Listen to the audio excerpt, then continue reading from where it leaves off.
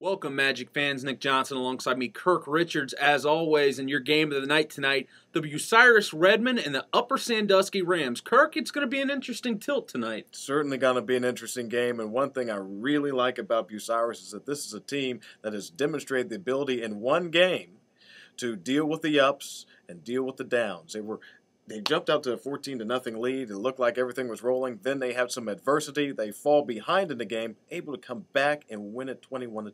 You know, young football players are resilient to a fault. They don't know any better that they're supposed to win games like that. They just go out and play, and that's the great thing about high school football is teams just don't know any better. They go out there and play their best, and, you know, more times than not, that's going to be good enough. Yeah, more times than not. That's a good point. And, you know, one of those people we talk about, Seth Chandler, who's a young player. This is his first time starting at the varsity level. That was his first game. He is a heck of a young player. I mean, he was 7 of 8 passing for 92 yards, also rushed for 40 yards, had an 11-yard scamper for a touchdown himself, and he hit Taylor Ellis, the tight end, for a touchdown as well. So he's finding multiple people to get the ball to and not making the big mistake. So that's a good thing for a young quarterback. If he keeps that trend going, they'll be just fine. You know, I'm glad you mentioned Mr. Chandler because the guy I've got my eye on tonight is Britt Cox, their running back. He had over 110 all-purpose yards last week. A great effort from another young player for the Redmen, and it's going to be interesting to see how the Rams combat that because for the first half at least, they handled Carey's running game pretty well.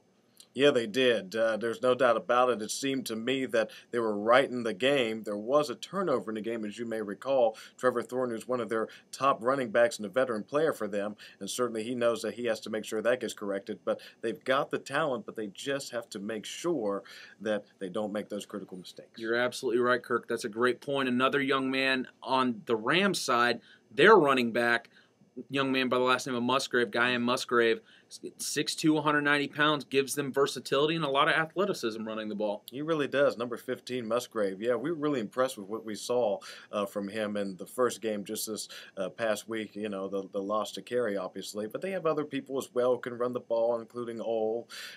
He's a pretty good player as well, and Steve Nye as well. So, you know, they just have to get some things together. And one thing you talked about, Nick, last time is getting a culture of winning. And Upper Sandusky has had some struggling years in the past, and now they're trying to get back to that with Coach Moyer. You're absolutely right, Kirk. Well, join us at 7:30, pregame starting at 7, so have your dial tuned in to 95.9. Also, check us out on Facebook because we do have our Magic Sports page. We're always looking for new fans during the game as well, folks. Check out the halftime show tonight where we will also cover such topics as Aroldis Chapman's quick rise with the Reds, a quarterback being declared eligible after initially being declined that option, as well the latest on Ndamukong Suh, the defensive tackle, had a fine levied. We'll cover that tonight, and a lot more. We'll have up-to-date Reds and Indian scores as we go as well. Kirk, any final thoughts on the game tonight? I'm just looking for a really good battle tonight. We'll see the progress that Upper Sandusky